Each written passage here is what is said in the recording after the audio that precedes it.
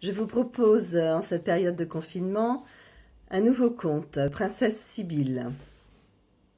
Je vais vous conter la romance de la princesse Sibylle, demi-sirène, demi-déesse des mortels, née de la liaison adultérine du roi Édouard et de sa muse des abysses, la fougueuse Clio.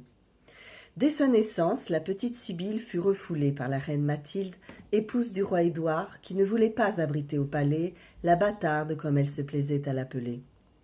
Alors Édouard la remit aux bons soins de sa mère, la reine Clio, ravie d'élever le fruit de sa passion.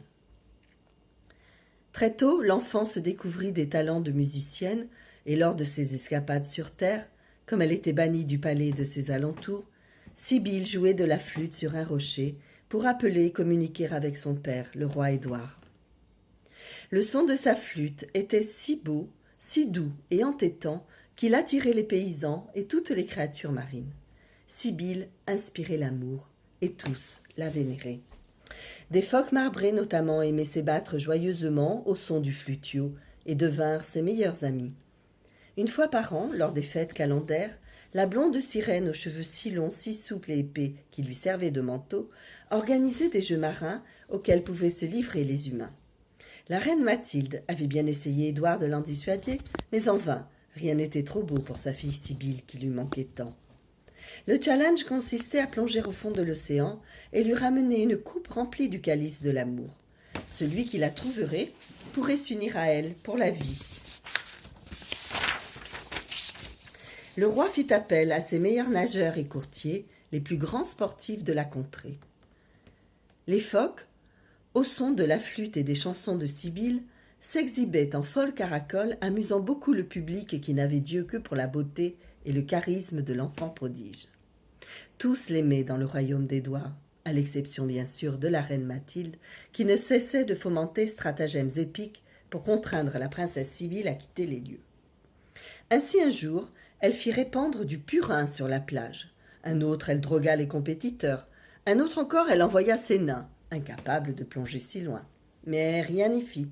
Le peuple s'amusait et le roi aimait de plus en plus sa fille. Le 3e jour du mois des fleurs, alors que Sibylle se désespérait de trouver mari, Apollon, fier cavalier du roi, courtisé par les plus beaux partis et princesses de la région, tomba sous le charme de la sirène. Sibylle, lui dit-il, la douceur de ta musique, la puissance de ta voix, ta beauté m'enivrent depuis toujours. J'irai chercher le calice de l'amour et m'unirai à toi en présence de notre grand roi Édouard, et je te ramènerai la coupe qui scellera notre amour. S'armant de son instrument, la princesse Sibylle ouvrit les jeux dans une longue mélopée et se mit à chanter sans fin jusqu'au retour des sportifs. Les nageurs plongèrent, fougueux, accompagnés des phoques rieurs, sous les vivats des spectateurs et le regard inquiet de Sibylle qui priait pour que le bel Apollon lui ramenât sa coupe.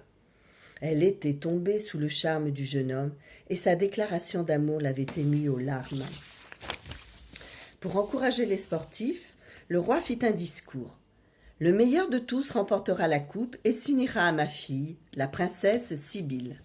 Des jours passèrent, certains revinrent penauds, exténués, mais pas trace d'Apollon. Au 4e jour apparurent 3 phoques, traînant dans leur sillage Apollon, épuisé de fatigue, qui tenait dans sa ceinture la coupe d'amour. « Ce n'est pas juste, dit la reine Mathilde. Les phoques n'avaient pas le droit d'aider Apollon. C'est de la triche. » Les yeux rougis, elle éructait de colère, brandissant un doigt inquisiteur et maudissant les jeux autant que sa belle-fille et son mari. Le peuple n'en pouvait plus de se moquer de la reine, dont la jalousie maladive la ridiculisait à jamais. Alors le roi prit la parole. « Pardonnez-moi, chère épouse, Apollon fut certes le dernier à revenir des abysses de la mer, mais le seul à ramener la coupe. Il est donc juste qu'il remporte la partie et s'unisse à ma fille adorée Sibylle, muse de la terre et des mers, si et à l'unique condition que ma fille approuve cette union. Sibylle, souhaites-tu épouser Apollon ?» En guise de réponse, la sirène et princesse entama le chant de l'amour qui devait bénir leur union sous les hurrahs d'une foule enchantée par des agapes prometteuses proposant à son futur de boire l'élixir de l'amour gage de fidélité et de prospérité. Apollon but le calice et embrassa tendrement sa promise. Ainsi, demain, nous célébrerons l'union de Cybèle et Apollon. Qu'il en soit ainsi, dit le roi. Voilà. Bon moment de partage. Je vous embrasse tous, vous souhaite bonne santé, bon courage et beaucoup de patience. Ciao!